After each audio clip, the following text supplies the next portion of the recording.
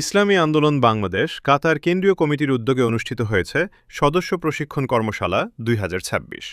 শুক্রবার ১৯ জুন আয়োজিত এ কর্মশালায় সংগঠনের সদস্যরা উৎসাহ উদ্দীপনা ও ভাবগম্ভীর পরিবেশে অংশগ্রহণ করেন। কর্মশালায় সভাপতিত্ব করেন কাতার কেন্দ্রীয় কমিটির সভাপতি শায়েখ জসিম উদ্দিন। আল্লাহ পাক রব্বুল ইজ্জত আমাদেরকে যেন মৃত্যু পর্যন্ত এই হক সংগঠনের সাথে থাকার তৌফিক দান করেন। অনুষ্ঠান সঞ্চালনা করেন সেক্রেটারি মুফতি ইব্রাহিম খলিল এবং অ্যাসিস্ট্যান্ট সেক্রেটারি সিরাজুল ইসলাম। পবিত্র কুরআন তিলাওয়াতের মাধ্যমে অনুষ্ঠানের সূচনা করেন হাফেজ ইমরান। পরে ইসলামী সঙ্গীত পরিবেশন করেন আব্দুল হামিদ বাবলু। বলো আকাশ কার মহিমায় নীলিমা ছড়ায়, বলো বাতাস কার ইশারায় সুরভি ছড়ায়। অনুষ্ঠানে প্রধান অতিথি হিসেবে ভার্চুয়ালি বক্তব্য দেন ইসলামী আন্দোলন বাংলাদেশের যুগ্ম মহাসচিব গাজী আতাউর রহমান। তিনি সংগঠনের আদর্শ, কর্মপদ্ধতি এবং সদস্যদের করণীয় বিষয়ে গুরুত্বপূর্ণ দিক নির্দেশনা প্রদান করেন। বাংলাদেশ এখন প্রমাণিত যে ইসলাম প্রতিষ্ঠার জন্য ইসলামী আন্দোলনই কাজ করে আছে। অনেকে রাজনৈতিক স্বার্থে, দুনিয়ার স্বার্থে কাজ করে, কিন্তু ইসলাম প্রতিষ্ঠার কথা এবং কাজে মিল রেখে কাজ করে ইসলামী আন্দোলন বাংলাদেশ।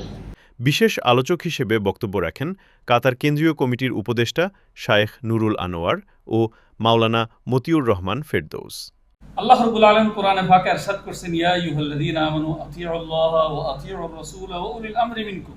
সফলতা আমাদের ব্যক্তি জীবনে, আমাদের পারিবারিক জীবনে, আমাদের সামাজিক জীবনে, আমাদের প্রতিবেশীর বিষয়ে সব কিছু মিলাইয়া যখন আমরা আমাদের ইসলামটাকে আমরা দেশের প্রত্যেকটা সেক্টরে যখন বাস্তবায়ন করতে পারবো, তখন অটোমেটিকলি ইসলাম ক্ষমতা আসবে ইনশাআল্লাহ। এছাড়াও সংগঠনের বিভিন্ন দায়িত্বশীল নেতৃবৃন্দ সাংগঠনিক উন্নয়ন, নেতৃত্ব বিকাশ এবং আদর্শিক চর্চার গুরুত্ব তুলে ধরেন।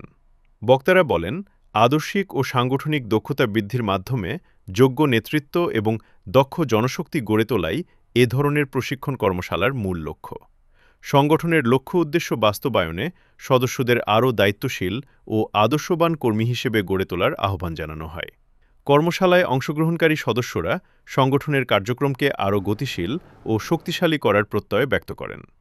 নেতৃবৃন্দ আশা প্রকাশ করেন, এ ধরনের প্রশিক্ষণ কর্মশালা কাতারে ইসলামী আন্দোলন বাংলাদেশের সাংগঠনিক কার্যক্রমকে আরও বেগবান করবে।